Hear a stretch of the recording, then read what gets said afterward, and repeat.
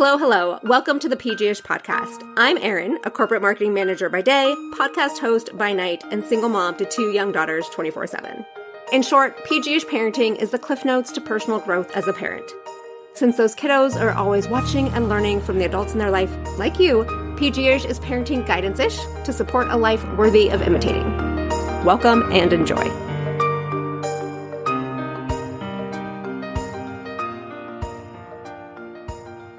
While it's been a little gray here in Southern California, I've been eyeing my peonies poking their heads up from the ground, and I do have a wee tomato on the vine, the very first one of the season. I just love everything about spring. Don't you think it's kind of like a breath of fresh air? With the world around us bursting into life, it's as if we're being invited to join in the fun and come back to life ourselves, to get out and explore and bask in the sunshine. With that in mind, I've created a spring gift guide that covers all of the bases, from travel gear to home necessities to gifts for yourself or the favorite mama in your life, and some fun new clothes to add to your spring wardrobe. After, of course, you've done some spring cleaning, I hope. A link to the gift guide can be found in the show notes, but you can also sign up for my newsletter to be the first to hear about the latest PG-ish news and guides like this. Email me at hello@pgishparenting.com to get on the list, or head over to Instagram at PGishParenting to DM me. But let's talk about porcupines.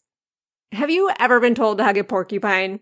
All right, I know, it sounds a little weird, and you'll most definitely go down a few different rabbit holes if you start Googling it. But hear me out.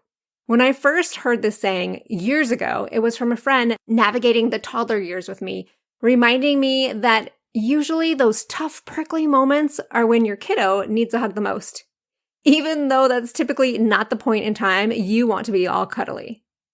But to co-regulate, to be the calm in someone's storm, can be so powerful. So yeah, in a more general sense, Hug the Porcupine is about finding ways to love the difficult people in your life, whether it's those tantruming toddlers or other challenging relationships. It's a reminder to look for connection even in tough situations. Today, we're diving into this concept with Henry Ammar, a human behavior expert, entrepreneur, and podcaster. Henry approaches porcupines from yet a different angle, exploring how we often put up emotional barriers to shield ourselves from getting hurt. He'll guide us through fostering genuine connections, the importance of vulnerability, and how to establish healthy boundaries to find, that sweet spot in relationships. Overall, it's about creating space and co-creating a life together, whether it's with a stranger, a child, or a spouse. And for all of you people pleasers out there, this one's especially for you. I even shared Henry's insights with my 12-year-old daughter, helping her understand the importance of standing up for herself and her needs and not giving in unnecessarily. Check out Henry. One of the greatest lessons I learned about boundaries came from porcupines. So it was a really, really cold winter night, and these porcupines huddled together to stay warm. But as they got close to each other, they started to poke each other and cause each other pain.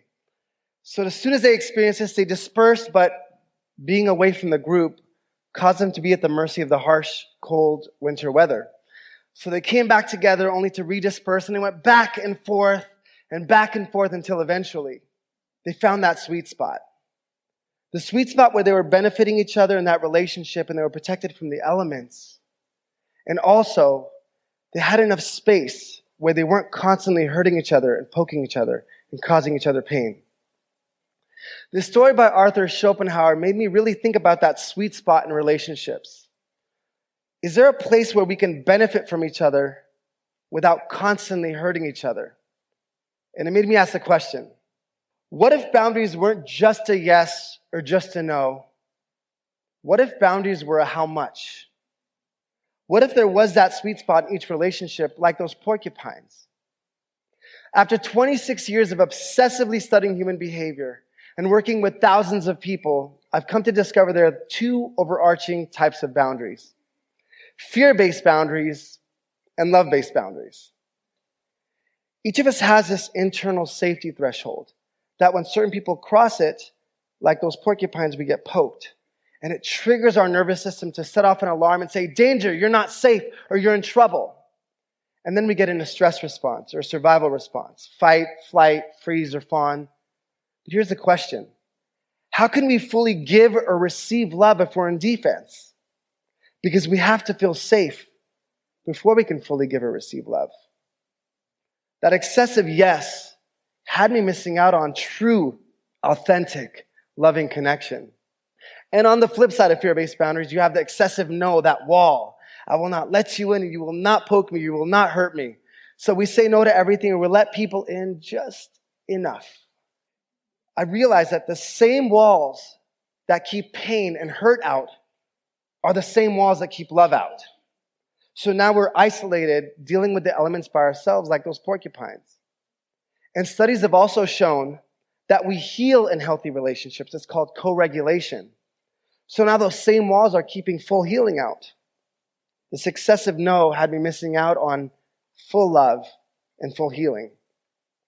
That's why fear-based boundaries are not the way to go. They focus only on survival, and they usually create disconnection.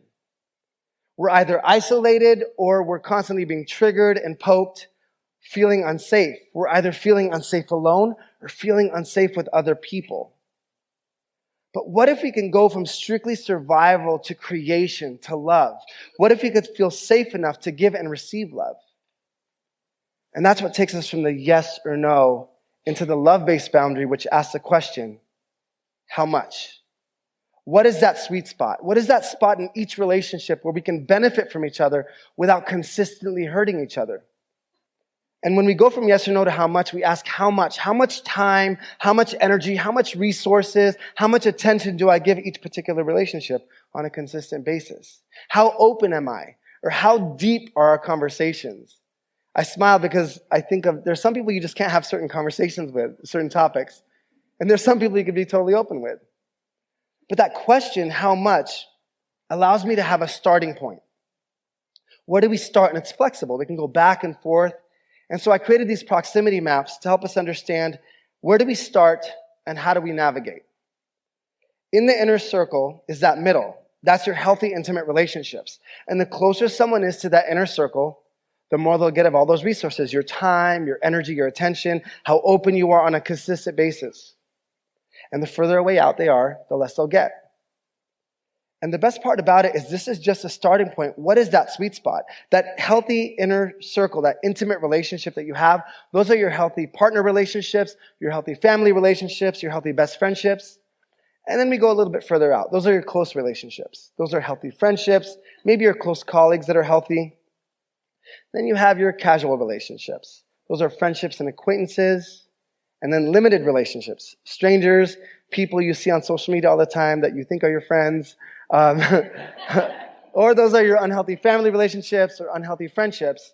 And then last but definitely not least is zero contact. Those are abusive or toxic relationships, and they get 0% of your time, 0% of your energy, resources.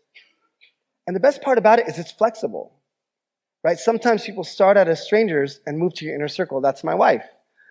We met as strangers, and she slowly moved into my inner circle. Now she's of my inner circles. And it's beautiful to know that we have this beautiful gift called choice. And we get to understand that this is just a starting point. And people can come closer or further away depending on the situation, the relationship, what happens. And as we think about it, what are indicators? What determines where they start? What determines that proximity? Well, there are three things you could think of. First is your values. What's really important to you? For me, it's trust. It's being able to have open, loving, honest conversations. It's someone that makes me better and I make them better. And it's someone that seeks out truth. And once I knew my values, I knew what I wanted in my inner circle, and my boundaries became more of an invitation. An invitation to where maybe I honor their values, they honor mine, and we continually grow together. And those people we could bring closer to our inner circle. Number two is violations. You want to look at your current relationships and understand how your boundaries currently. I ask the questions, how often and how badly? Sometimes people can violate your boundaries often, and it's just a little bit, and you think, I need a little bit of distance. Sometimes people can violate your boundaries badly, like abuse, and all they need to do is violate it once. So you can understand your current relationships and understand what are the proximities that I need to set. How much distance? And third, and I love this one, it's emotions. Emotions are messengers. Emotions are indicators. And so they just make you ask better questions. So if you're around somebody that's constantly triggering you, or you feel anxious around them, or you leave and you feel depleted, maybe you could reassess that situation and that relationship. Maybe some proximity, or maybe there's a conversation that needs to be had.